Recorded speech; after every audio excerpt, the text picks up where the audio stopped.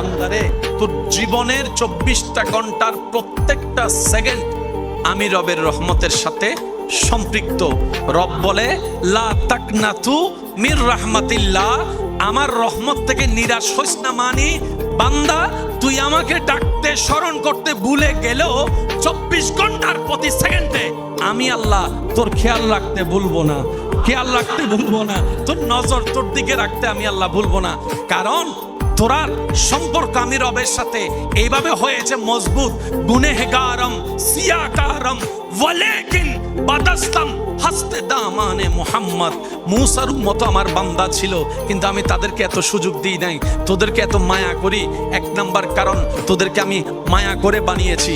এটার চেয়ে আরেকটা কারণ, তোরা আমার হাবিবুল্লাহর উম্মত, রহমাতুল্লিল আলামিন নবীর উম্মত।